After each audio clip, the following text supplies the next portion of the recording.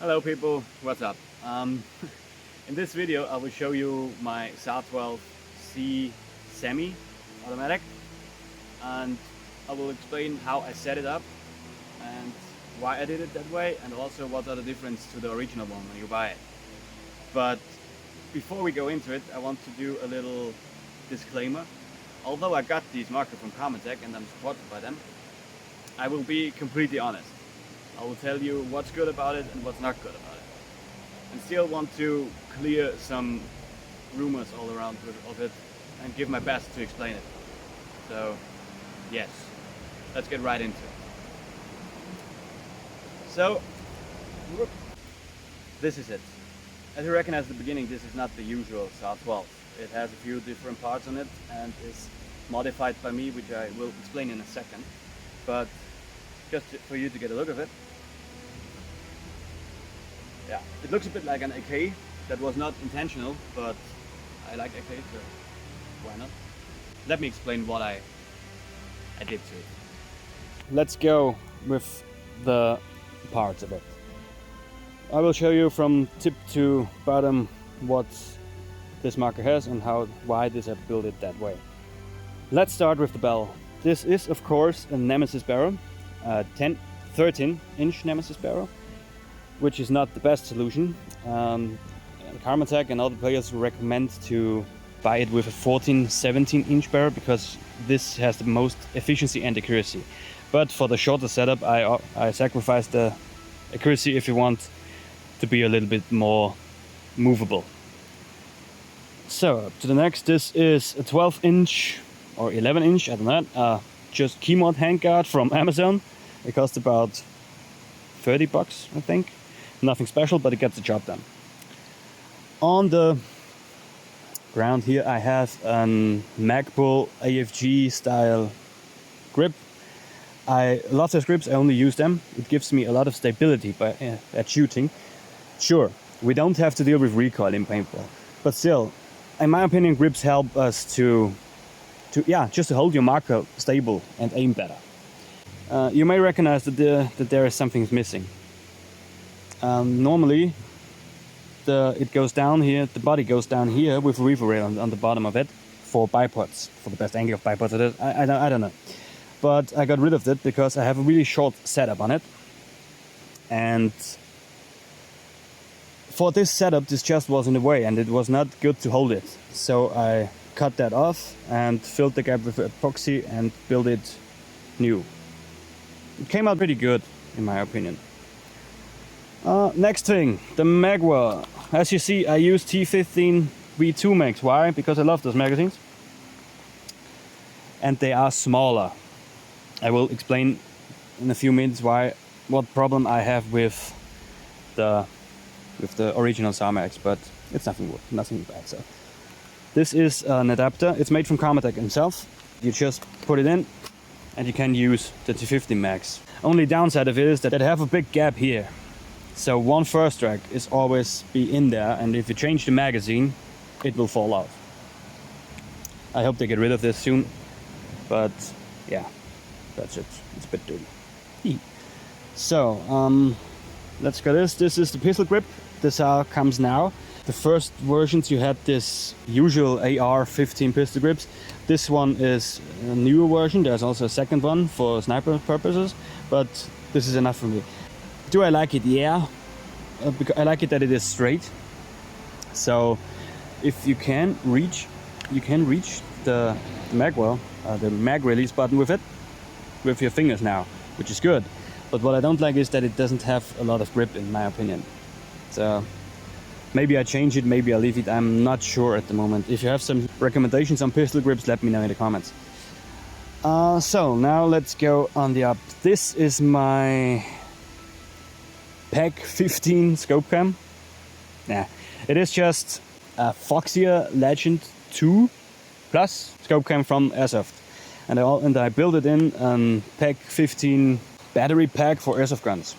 It looks quite cool. I didn't do it too bad. The downside is on that build is that I have to screw it up every time I want to get the SD card out of it. But the look is worth it. What do you think? It just looks cool, in my opinion. On the side of it, I have the battery pack for it.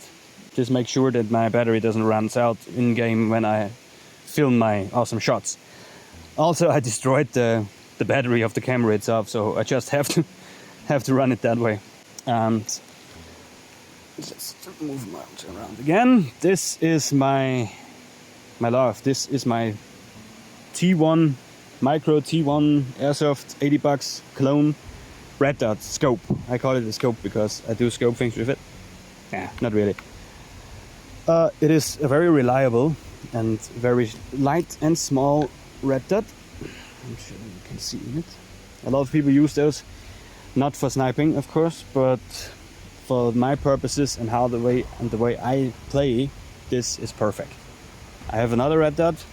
I will show you in another video, but this is my favorite. A little thing to say, for me being known to snipe with a red dot. Yeah, this looks cool and stuff, but you also have a lot of disadvantages with it. You can't trace your first strikes on a certain distance. At some point they just go away. So I'm not able to do really far shots. My comfort zone with sniping with red dot is, yeah, between 40 and 60 yards or 70 yards. So where I know I can hit the target with it. So also you don't have a zoom on it, of course, so pointing out enemy players is not as easy. Just to keep that in mind when you want to try sniping with red dots. Let's go to the back. On the back I have, of course, a 13 CI tank from First Strikes with a low pressure rack. This is about 500 output. I think, in my opinion, the semi-auto version with the SAR works best with this. Also my Ghost Raccoon patch in it. It's kind of a fortune teller, and I love Ghost Raccoon, by the way. So yeah. And here we have the collapsible stock. This is also modified by me. Normally it is about this high because it has a cheek rest for sniping. I don't need that because of the cutout design of the SAR. In my opinion, this is unnecessary, but maybe it's for looks, I don't know. However, I cut it off and I took the upper part of it and glue it up straight with epoxy. It's not finished at the moment, it still needs some work with the sandpaper and some paint on it, but it will look that way. So I like it. I prefer it that way. Last but not least, my sling. This is a paracord sling made by my missus. Very good. The reason why I use a sling is obvious, because I play a lot of mission-based games. In those games, you often have to carry stuff with other people, and I don't want to put my marker away somewhere, so I prefer to sling it. Also, it's good when you're on a big field like Battleground in Poland, where you have to walk a certain distance to a spawn. You just can sling your marker. So it is a good thing if you play those games. If you're just a field player, in my opinion, you don't need a sling, because you don't have to walk a lot or carry stuff. So yeah, those are the parts for my Sar12 semi-automatic. One thing that is often underestimated on the SAR is that it is much more customizable as people might think. And I will show you now some different setups.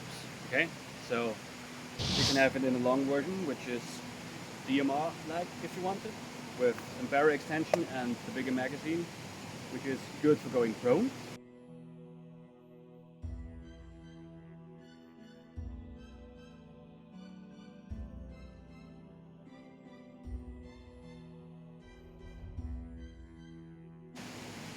Or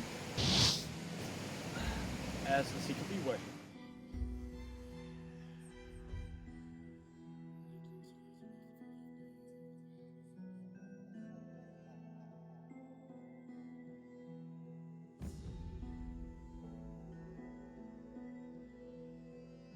Which looks like a bit Russian. So now let's come to a little conclusion about it and discuss some pro and cons about it. So let's start with the pros. I have 3 words for you: accuracy, consistency, efficiency. And this is why this marker really stands out. In my opinion, from all the markers I've tested here at my range, my friends have all kinds of markers, this is unbeaten in these 3 terms. I mean, you get out a lot of shots. I don't exactly know how much shots you get out of a 30 CI tank, but I have 6 magazines, and I never got out of there, and I can't even tell you how much shots you get out of it. The FPS fluctuation or sweep, or I don't know what's the right word for it, is ridiculously good. It's about 1 or 2, and that's nothing. Sure, I only used first rounds of it, so I didn't mention it because I thought that was clear. But accuracy, that's kind of difficult because the fields I play have most fields of them basically has a range between 40 and 75 yards. That's not much. This marker is a bit of overkill, and other players could explain the accuracy of it better than me. But in that range I've mentioned, this thing is point on. I rarely need a second first rank to hit a target. Okay, so now we do a little shooting demonstration. As you can see, the marker is fixed. It's sturdy in it, it can't move. And we're shooting to this target over there. It's about 50 meters away. The first strikes I use are not weighted or non-measured. Those are regular first strikes out of the box.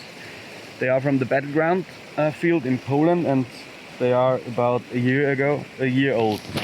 So yeah, just let's shoot. See what we can came out.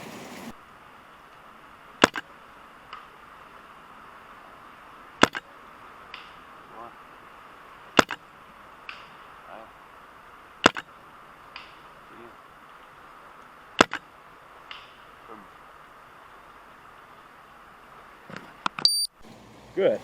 So, let's go.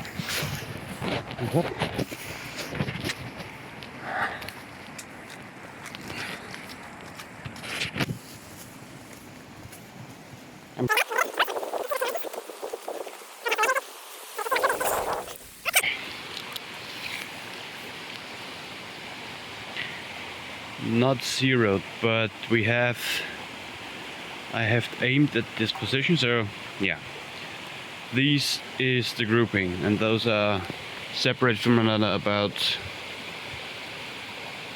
7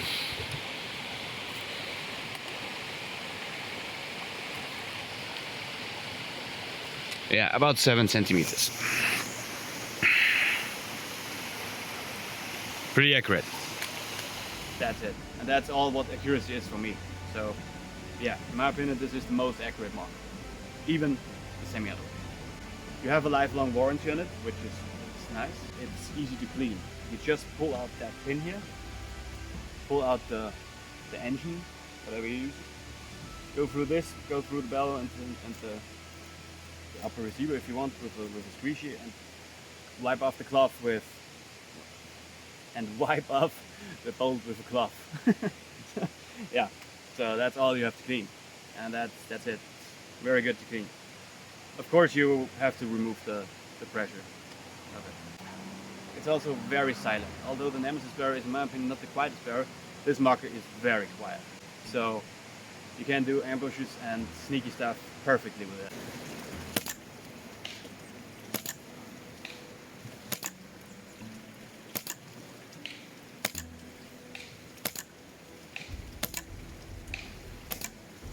And last thing I like about it is the way that it is built. Although I'm not a fan of plastic, I'm a heavy metal fan, and I also like heavy metal on the marker. So yeah, but I have to admit this is a very solid material. I don't even know what material it is exactly. For me it's plastic, but it's good plastic. Up here it's metal, and this metal part is very good. I like it. The inner parts as well. They are built, I think they are built out of,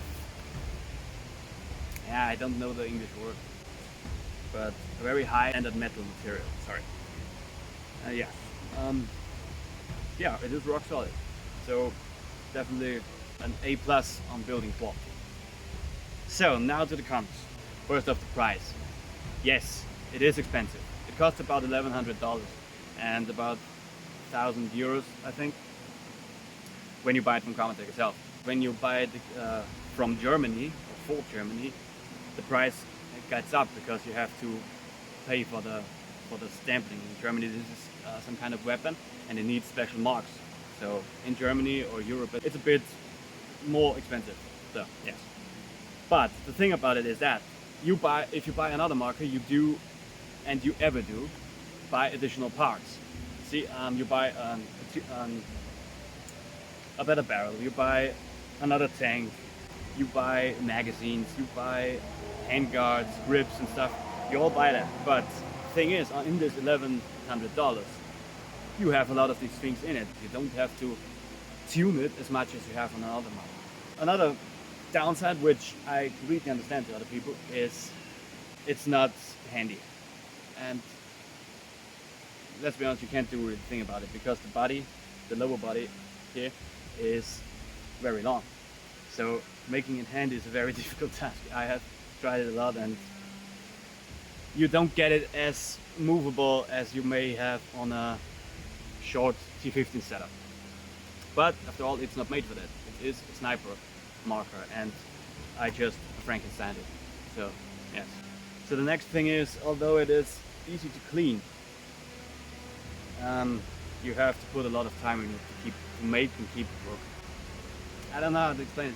This thing is made to, is so precise made that it almost has zero tolerances. So every little thing can cause some malfunction.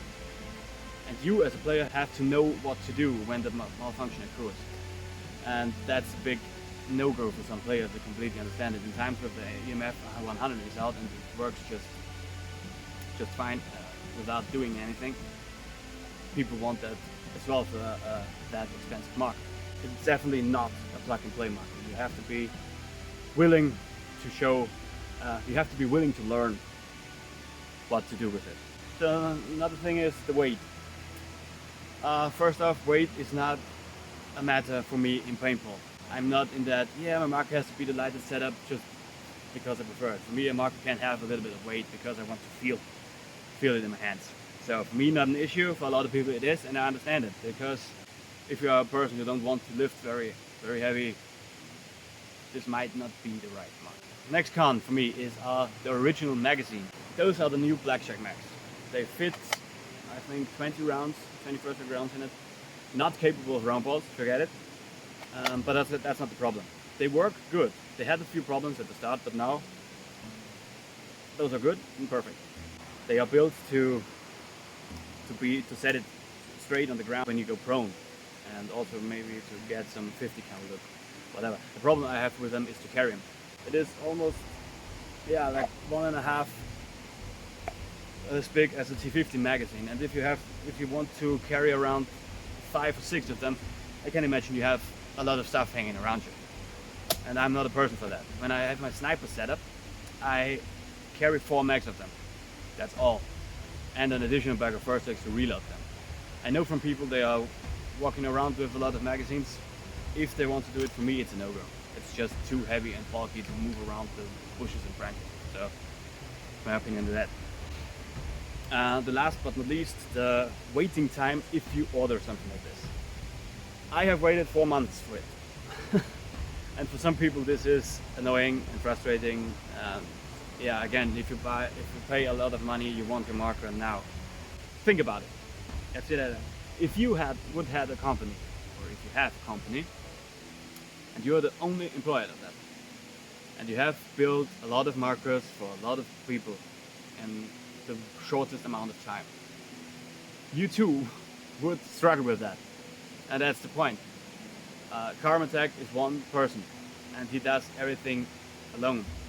So I understand if you want your stuff or you want a message back when it comes, but I also want you to think about it, how you would handle that.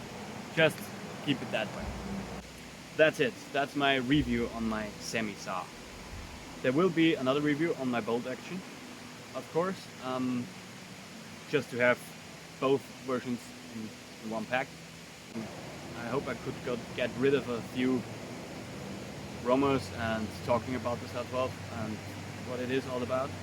If you want to discuss something, please feel free to add a comment. I will answer to anything of that. I'll see you in the Sar12 bolt action review, and I wish you all a good day. Have fun.